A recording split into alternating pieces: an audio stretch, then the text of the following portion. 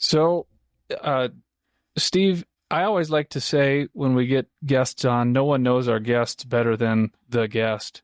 And if you wouldn't mind just kind of introducing yourself, a little bit about your involvement in Bow Hunters of Wyoming and what you do now. And thanks for coming on again, Steve. I appreciate it.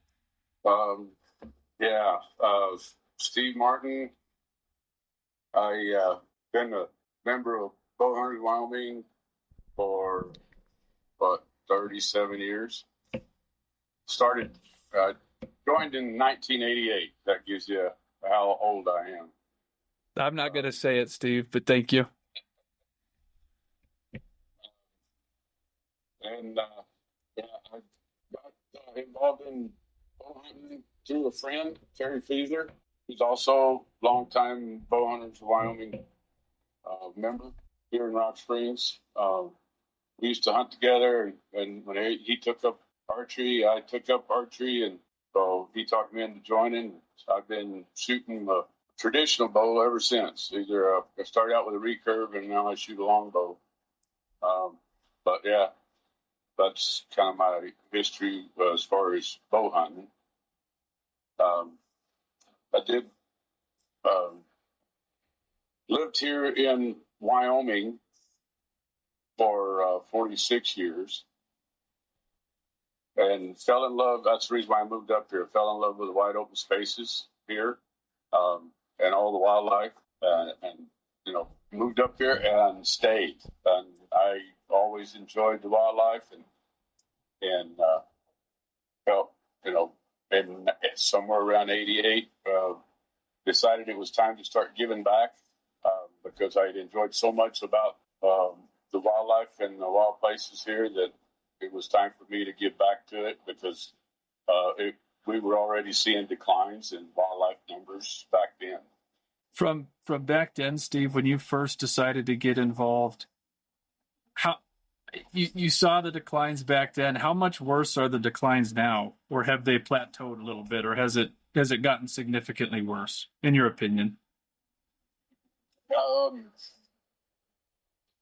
It has gotten worse, and in some cases, it's extremely worse.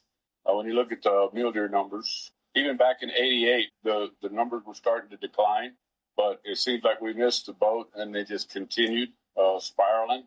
And you see where they're at today.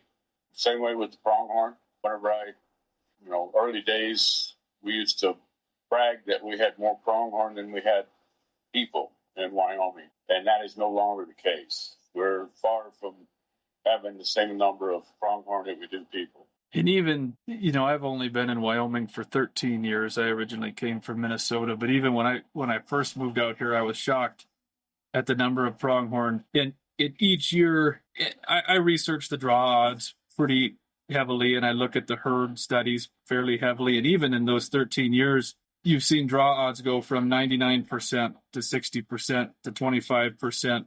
And you watch these herds, the winner of 22, 23, 80+% mortality rate. The winner of 2019, I don't know if it was 60+% mortality rate specifically for antelope. And this is a hard question, Steve, and I know it's different for each region, but do you ever see it getting back to what it used to be? Truthfully, no. And there's a reason that I say no. I would like it to get back to where it used to be. But the thing that people need to understand is the habitat has changed. And I don't know that the habitat that we have currently can support that number of animals on the landscape. So, yeah, I would love to see that many animals, but realistically, unless we improve and add to the habitat, we're not going to see that, or they just won't survive. And I'm curious to hear your opinion, but I think that large-scale habitat, I guess recovery, for lack of a better term, that's probably one of the hardest measures to undertake on a large scale to get these herds back to what they used to be. Would you agree or disagree? Yeah, and the biggest thing with that is, everybody wants the quick fix and the silver bullet, and habitat is not anything. There's nothing quick about the habitat. it takes years and years to reestablish that habitat, but the wildlife need it, and it's worth the time and the money and the effort. It's just getting folks to realize that we need to invest. It makes sense, and that's a good point. I was at the Travel, Recreation, Wildlife, and Cultural Committee meeting in Du Bois not too long ago, and they gave a really good presentation on mule deer specifically, and some of the biggest threats to the mule deer herds. And I know they talked about predation, and I know they talked about vehicle versus animal collisions. I think that death toll was over 5,000 over the period of 1 year. But like you said, that the habitat is the longest fix, and I think it's the biggest impact. It seems like you can really ruin a habitat fairly quickly, but to make it recover to what it used to be, to sustain what we used to have, it's a totally different story. When you look at the sagebrush community out there, we're losing thousands of acres every year of sagebrush to conifer encroachment or wildfires, and you name it, and it's decreasing. And so if we don't stop that decline and start increasing that, because pronghorn and deer and other species rely on that for winter habitat, and so we have to stop the bleeding and regain our sagebrush communities. And that's where organizations like Bowhunters of Wyoming and the North American Pronghorn Foundation come into play and advocate for these certain changes. And Steve, I know you're a member of the board of directors of the North American Pronghorn Foundation. Would you mind giving us a bit of an overview on what that foundation does and what your role on that board of directors is? Because I think that's one of those organizations that really helps address these issues that we're seeing that are detrimentally affecting our wildlife populations. Well, that's our hope.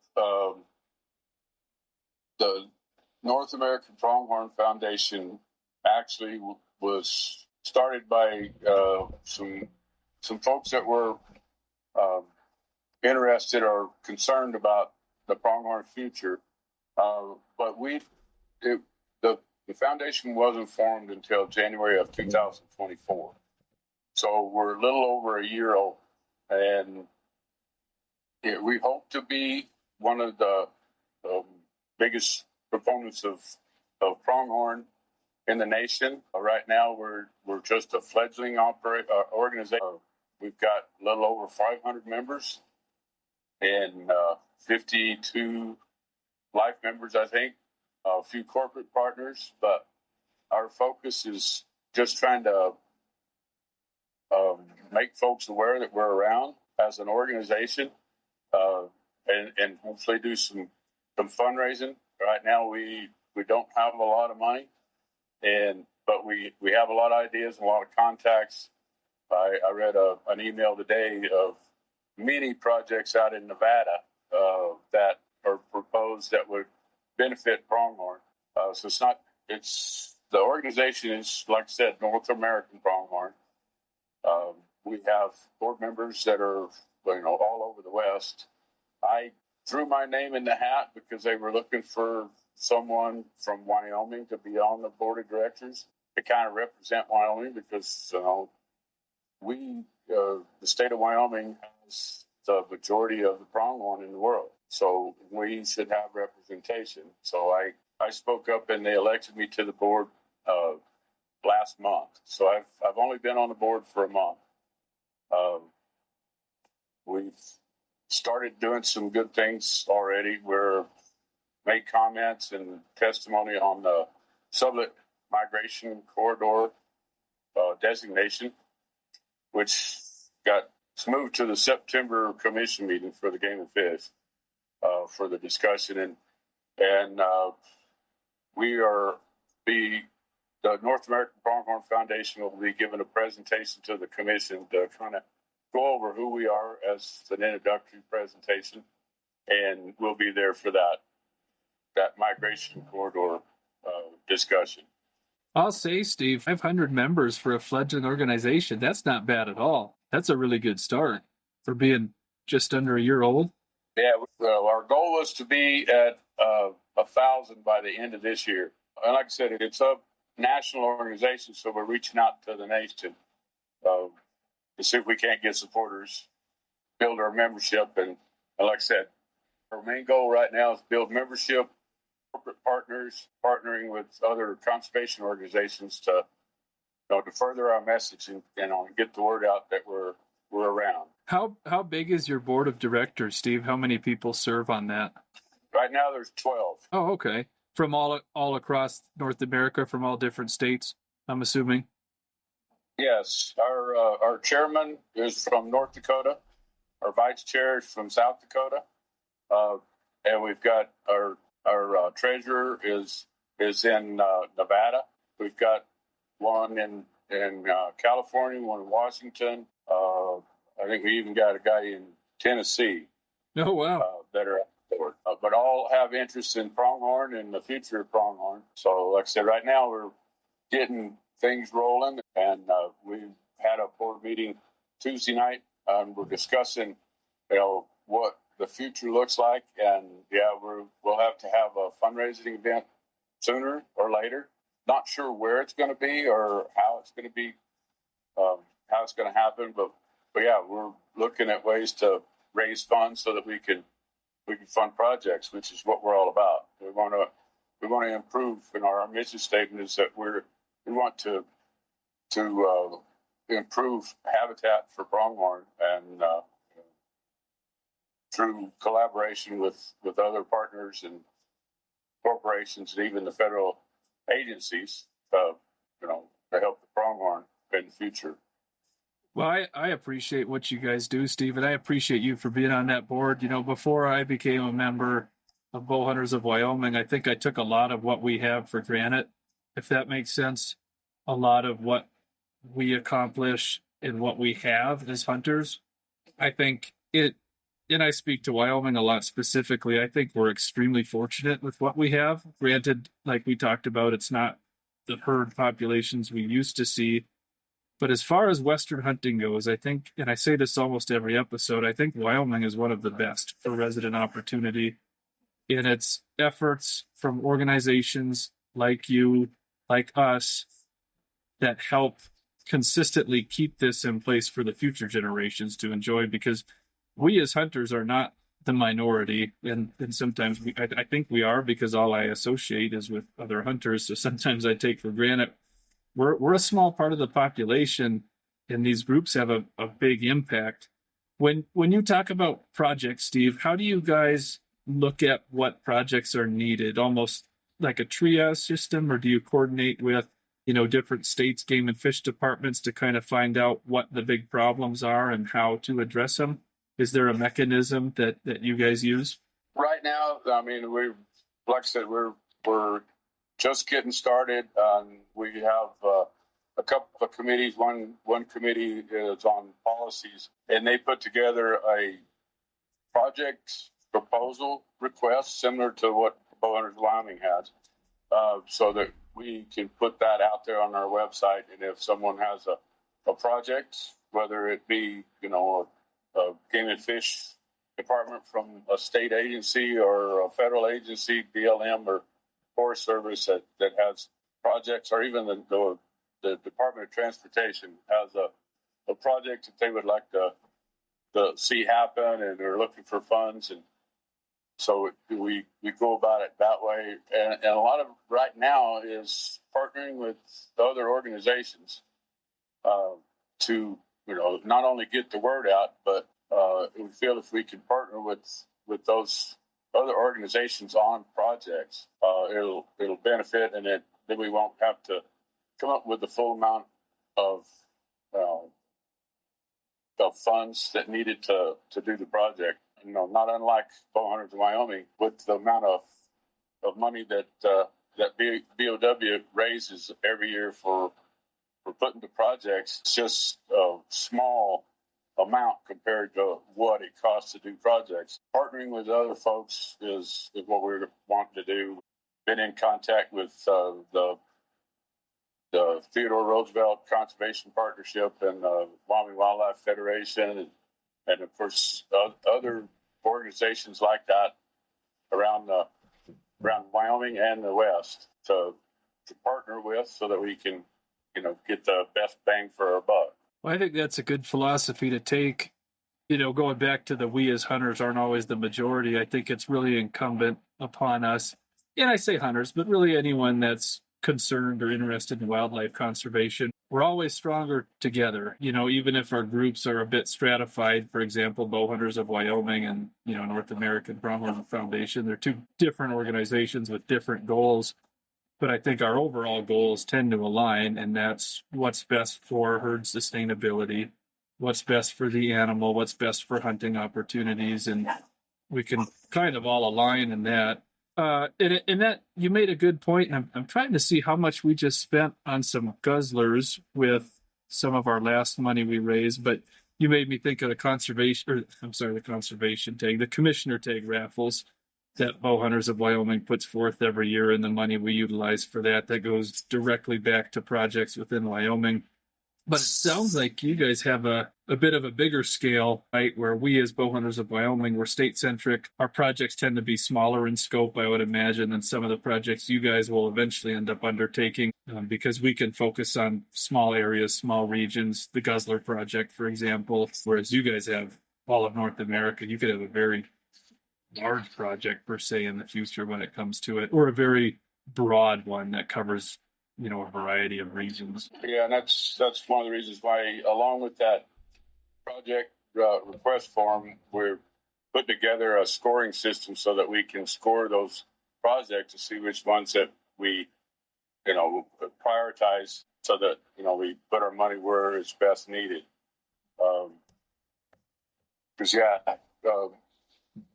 what we're extremely excited about is any fence removal projects, sagebrush habitat improvements,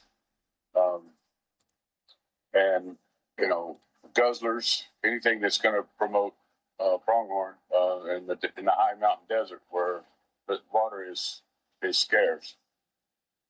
Those are all good ones, Steve. Do you think any of those really outweigh any of the others in terms of importance, or does it just completely vary on what region and what area and what their biggest concern is? Because I do know habitat does tend to vary, concerns tend to vary. For example, what we see here in Carbon County impacting the pronghorn herds might be a totally different problem than someone up in, say, Sublette County. Agreed. Habitat's always, kind of like the red-headed stepchild. It needs to be addressed, but when we prioritize, we look at highway crossings, and when we talk fence modifications, whether it be on a highway right away or in the Red Desert. A lady named Amy Anderson is a habitat biologist for the Game and Fish up in the Lander office. She has been inventorying fences in the Red Desert, and there is a ton of woven wire fences that create barriers so that the pronghorn can't even get to the habitat that they could use in the wintertime. A lot of these are just old fences that have been abandoned. Some of them are still in use. We just have to, have a conversation with landowners and raise some money to convert these fences, and it'll open up tens of thousands of acres of habitat to pronghorn just by removing or modifying fences in the Red Desert. Which is critical because, as you and I both know, pronghorn aren't the most hardiest of creatures when it comes to wintertime. They do anything to give them some sort of a benefit when it comes to winter, especially during our hard winters, is a boon.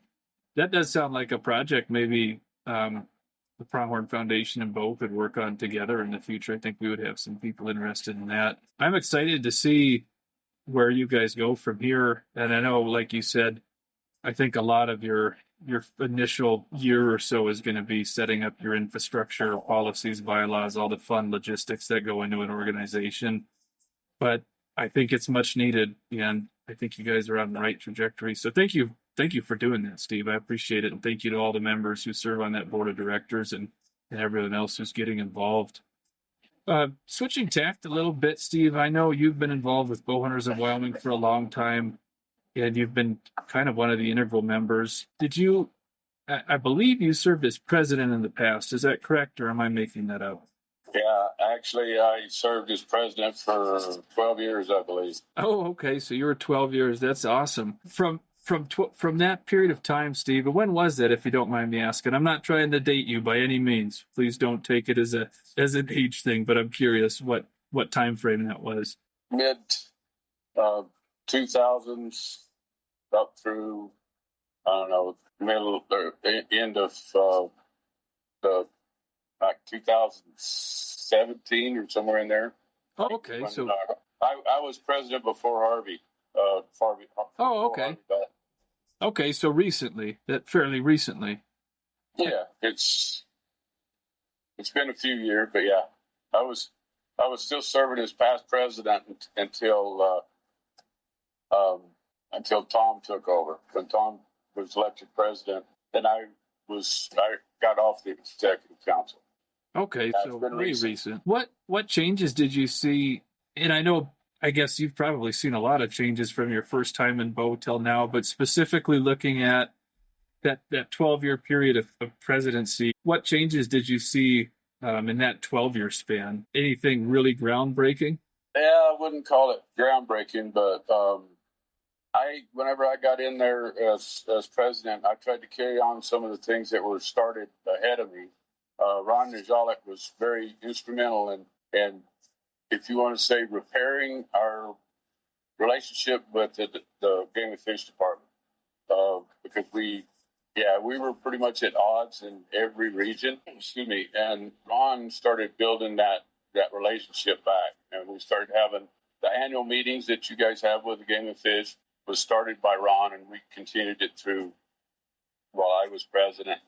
But that was the big thing for us. It was to repair that relationship, because we knew that, to get anything accomplished, we were going to have to work together and quit button heads, because it seems like we did a lot of button head when I first joined BOW. I also, one of the things that I pushed for whenever I first got elected president was partnering with other organizations and doing events with them, and just we got involved with the Greater Little Mountain Coalition, with Wyoming Wildlife Federation, Trout Unlimited, TRCP, and a couple of landowners, even the union, the Steelworkers Union here. We all formed together this coalition to save part of the Greater Little Mountain area. So BOW was a part of that, and it was short-lived, but we had a Wyoming Sportsmen's Coalition, or a Sportsmen's Alliance, that we were a part of, and then had TRCP, the Wyoming Wild Sheep Foundation, the Wyoming Wildlife Federation, Muley Fanatics. So there was a bunch of organizations that got together to discuss issues and combine our efforts on certain concerns. So that was something that I was proud of, is being able to build on those relationships with other organizations, because we can all we can all accomplish more if we get together on these things. Something that I'm carrying forward to the Pronghorn Foundation is the importance of those partnerships with other organizations. I couldn't agree more, Steve, and I'm glad to hear you say that, because I know we're trying to keep that same track and add a little bit as well where we can, because the consolidation of our resources is so strong, considerably stronger than everyone trying to do their own thing with their own agenda, when really the goal is really similar to each different party. And TRCP, and for those listening who don't know, that's the Theodore Roosevelt Conservation Partnership. They've been an excellent entity to work with, and our partnership now is hopefully as strong as it ever was. And I don't know much, Steve, about that Sportsmen's Coalition, but we do, and now it might be a little different, but we have It's called the Hunt Fish Weekly Update. And we have that meeting with, us, TRCP, Backcountry Hunters and Anglers, Muley Fanatics. And it's the same thing. We get together and we discuss what the issues are and how we're going to collectively attack them, so to speak. And I think you're 100% right in emphasizing how important our relationship with game and fish is.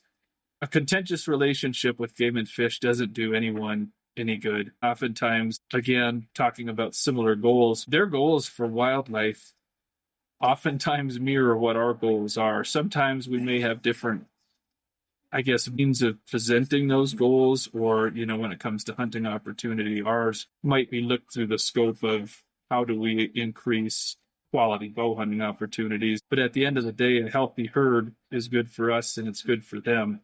We've actually been working with our liaison, Mr. Hicks. We're reformatting the annual meetings a little bit just to make them a little easier for everyone. So we do an in-person with Mr. Hicks, location of his choosing. And then we're also working on doing specific annual meetings with each area rep and their area biologists so we can stay, in touch with what's happening in each region, and then they can give us feedback on, here are the problems we're seeing in this region. We'd love to partner with Bo and see if we can explore a solution that helps both of us. And, we just had our Hunt Fish check-in on Tuesday with all those different entities, and there are a lot of things going on right now, as I'm sure you're aware, whether it's transferable landowner tags or corner crossing or just the state of the herds in general. And I'm curious, Steve, in your time as president, do you remember any specific issues that were coming up that were one of those, well, we need to all work together to get ahead of this thing because this could be big? Does anything stand out? No, not, stand out. We came together with, excuse me, with other organizations to on different issues, and right now I can't think of anything that that was glaring at me. I do know that we did talk a lot about some of the legislation that was attempted, and we managed to oppose enough that it got pulled, or it just didn't gain ground in the legislature.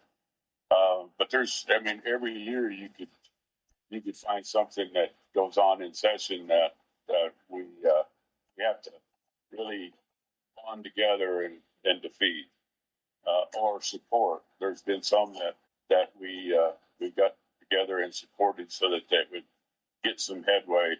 Kind of like the conservation license plates. There were, at the time, there were a lot of legislators that basically said Wyoming doesn't need a bunch of specialty license plates, and they would vote down anything that was a specialized license plate. We had to overcome a lot of that and got a lot of support from other organizations. We joined in with the Muley Fanatics, who was kind of leading the way on that. But we got that across the line. So, it just showed that, how much us as working together as organizations can accomplish in this state and nationally as well. Yeah, and it comes back once again to that working together to make a stronger, united front.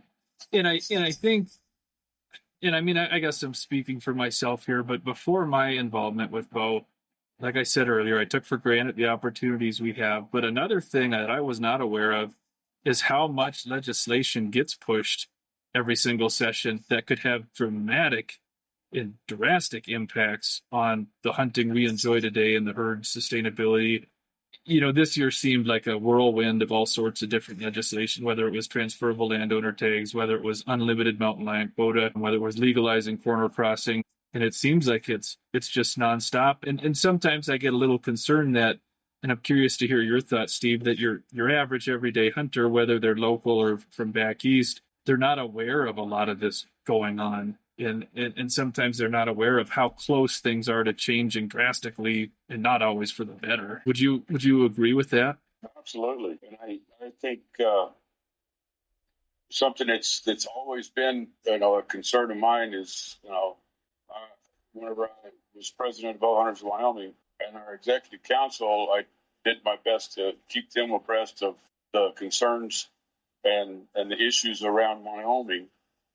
But I don't think our membership understood what was going on in the background and what we were fighting.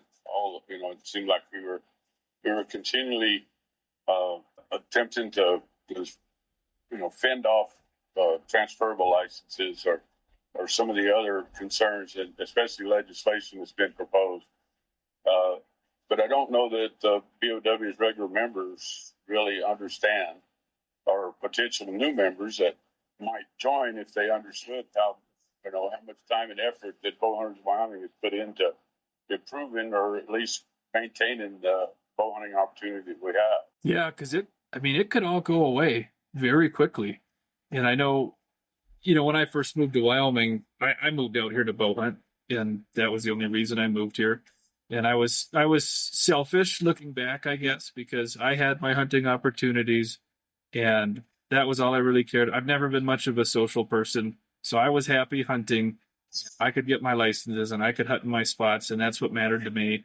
And then one day I was actually listening to a bow hunting podcast, and they brought up Bow Hunters of Wyoming, and I had never heard of it before that. And I thought, well, you know what? I really should be a member of that. That's the whole reason I'm in this state. And my life's been very fortunate since I've moved out here. I owe it something.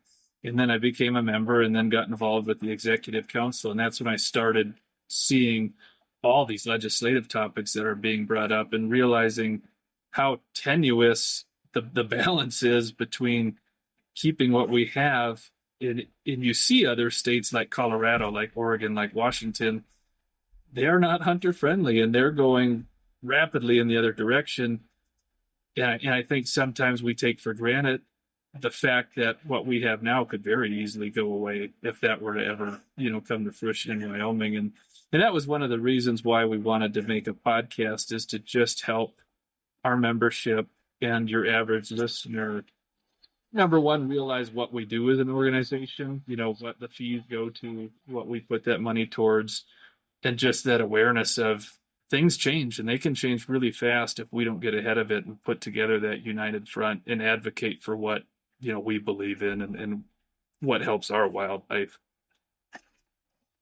The biggest fight, the biggest issues in the last few years has been around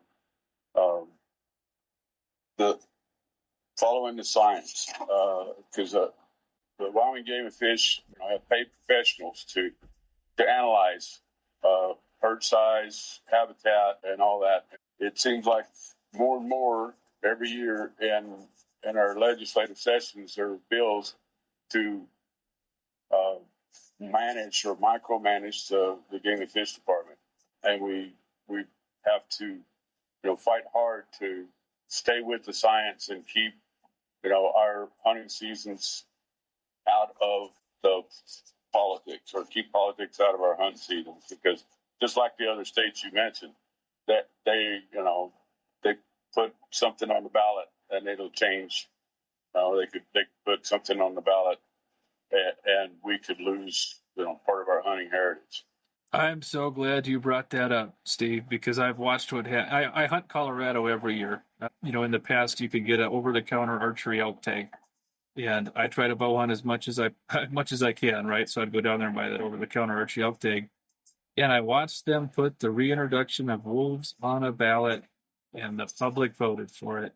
And the sad thing is, in my soapbox about ballot-driven biology, you open the can now, Steve. I'm sorry, you're gonna have to deal with it, but like you said, these are paid biologists whose job it is to study and analyze these herds and make decisions that are in the best interest of said herds and habitat. When you have the majority of the people who vote for these, and the reintroduction of wolves is low-hanging fruit, right? That's an easy one for me to pick off. But when you put that in the hands of the voters with no science to back it, it's terrifying. And who's to say that, like you said, one day, if someone introduces something like that in Wyoming and all of a sudden that's a thing we have to deal with, we say we'll never be another Colorado, and we say we're different enough that we'll never be in Oregon or Washington, but you never truly know. People are people. And I'm just glad you brought up the fact that adherence to the science and the biologists is so critical in any steps we can take to keep ballot driven biology off the table completely is in the best interest for hunters and nature lovers alike. And I think that's where we share a common ground with, people who might not hunt, but they love animals. I don't know people who love and respect animals more so than bow hunters, it seems. And oftentimes that common interest aligns. Yes, I love to hunt. I kill animals. I love to hunt animals with a bow and arrow, but I love animals and I want to see what's best for the animals and I want to see these herds prosper. And putting that in the hands of your average everyday voter that just doesn't quite know the nuances of wildlife biology, that's a scary concept to me. Yeah, it is. And it's one of those slippery slopes that once we set that precedent, it will steamroll downhill, and our Wyoming Game and Fish Department won't have much say in managing our wildlife, which is what they're charged to do. Right.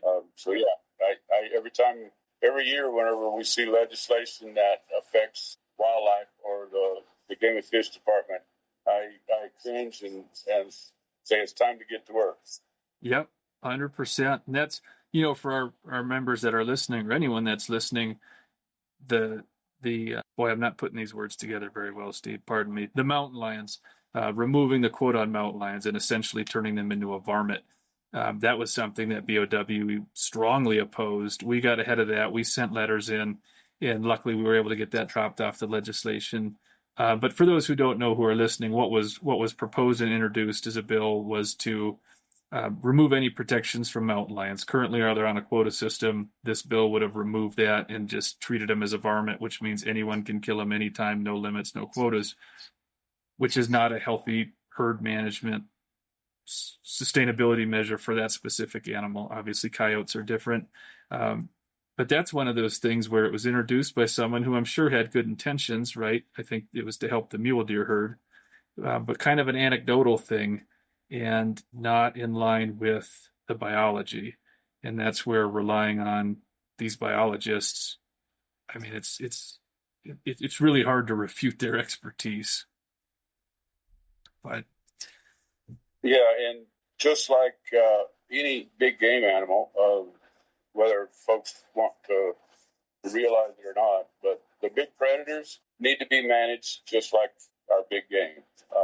So yeah, and it's been proven by the biologists that you're not going to eradicate them, and you get them down to a level that you can maintain and still have the opportunity. Yeah, I'm all for managing and not eradication, because I still think we need those big predators out on the landscape. Just the department needs to be able to manage them for their management plan and their quotas. I agree 100%. It seems like those management plans and quotas align obviously very closely with the North American model of conservation, which I think is the gold standard. And I like how you put that, management, not eradication. Yes, big predators do have an impact on our ungulate herds. That's irrefutable. But they're also a very real part of the landscape, and they should have that part of the landscape. I love being able to go out and see bears. I also love hunting bears.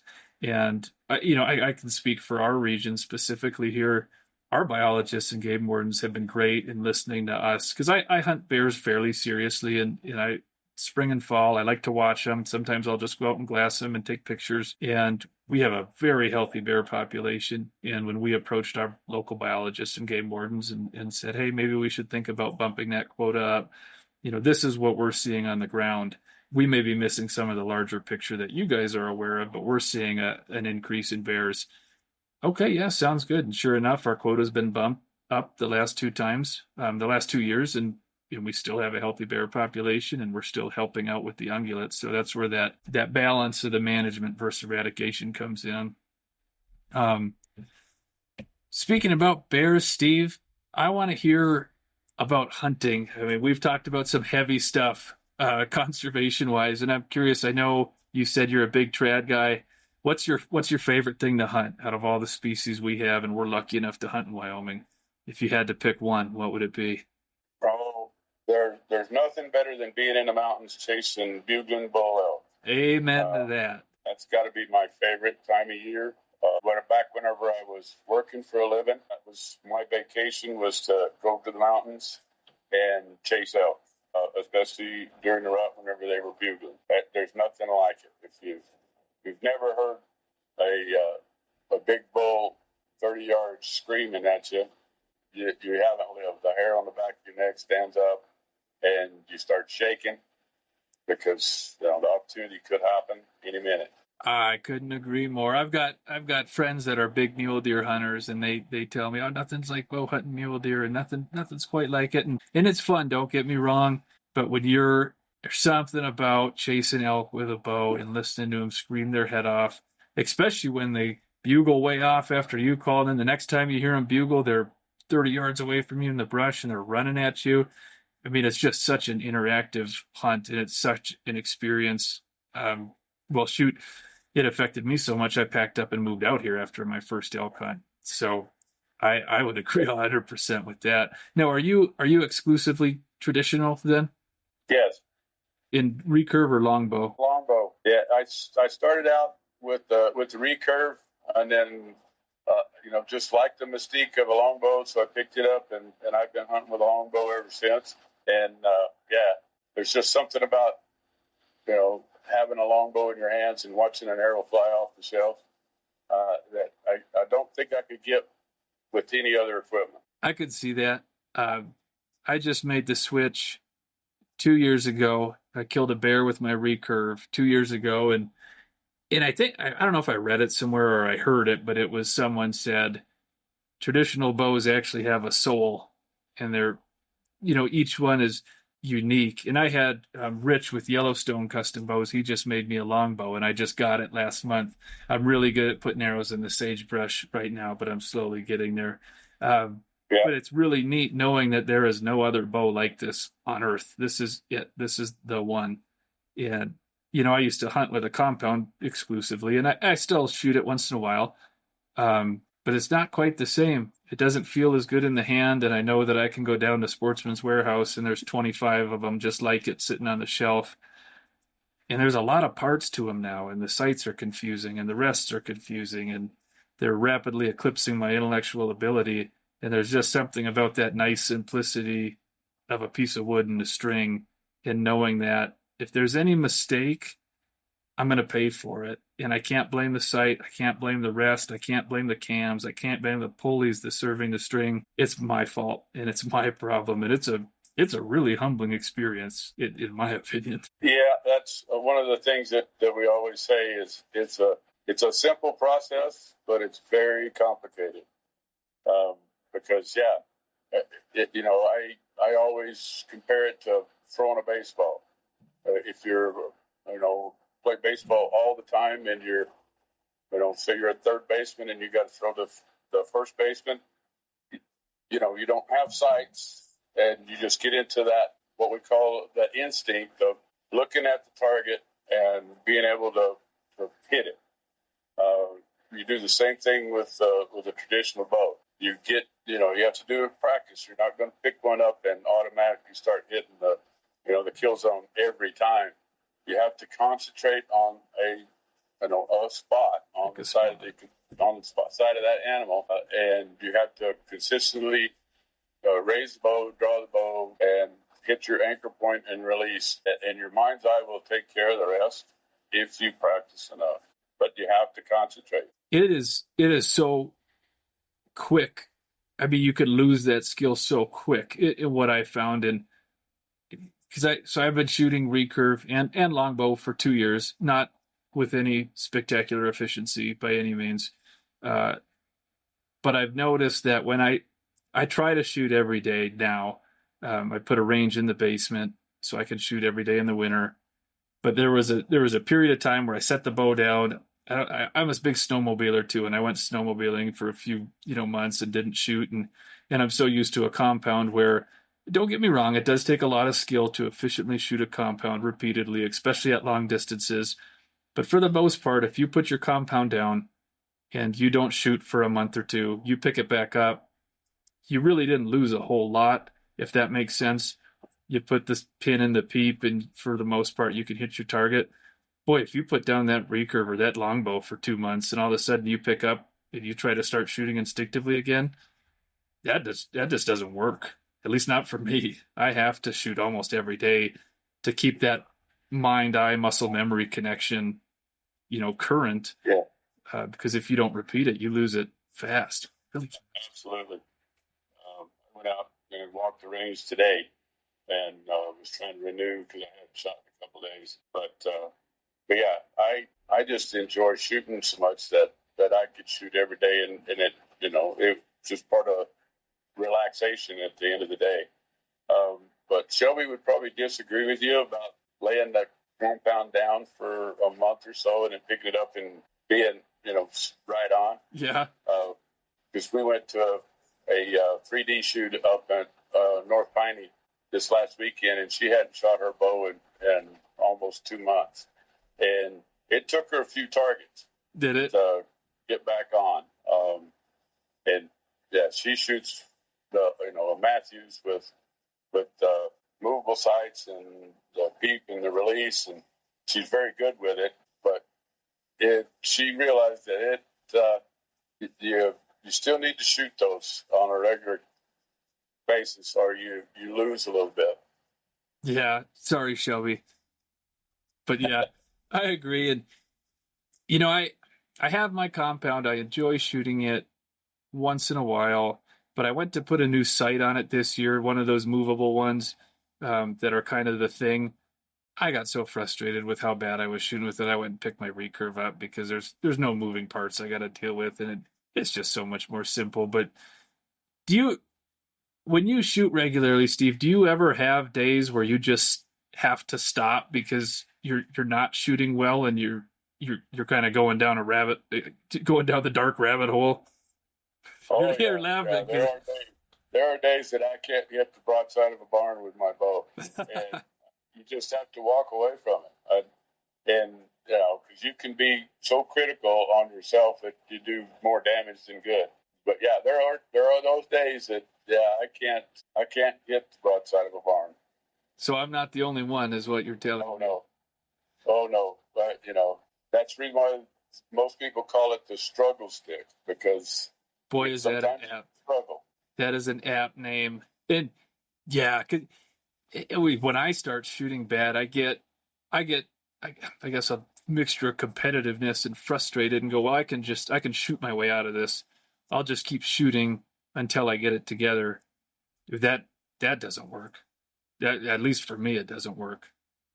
Yeah, you just start flinging arrows, and they don't have any idea where they're going to land.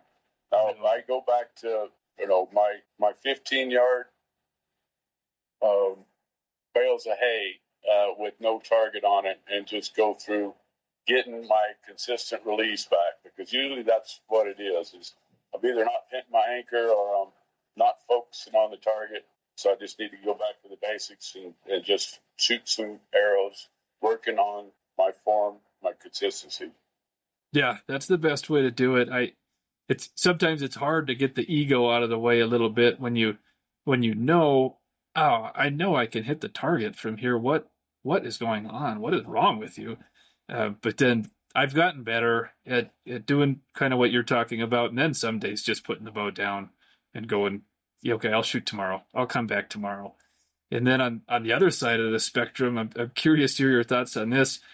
There's some days where I shoot really well and I want to keep shooting, but I'm also scared that if I keep shooting, it's going to go bad eventually, and then I'm going to have a bad day. Do you ever get that? No, not really. There are times when, I shoot a few good arrows and I think, I should quit there because, your confidence is up. But there's been other days where I kept shooting, and yeah, I had some miss hits, mainly from getting tired and not holding the focus or just struggling to pull the bow. And those can happen too. But but I look at it as like working out. You have to build up your back muscles, and the more arrows you shoot, the better that'll be. And I don't, I don't measure my success by how many times that I hit the target, but how clean my arrows are, and so I'm not so critical that if it's an inch off of where I was looking, then I'm okay with that. Which is good, right? I mean, I hope one day I'm good enough to even get an arrow within 6 inches of where I want to put it, but hopefully that'll come.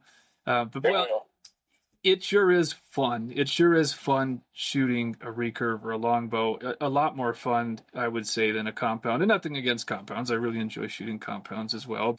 Those good days of shooting a trad bow when everything's just smooth and in the zone and it seems like you can't miss, boy, that's a lot of fun. And when you do make it happen. Oh, I'm sorry, Steve, go ahead. And the thing to remember for anybody that wants to pick one up is you have to stay within your range. And a longbow is not meant to be shot at 50 yards.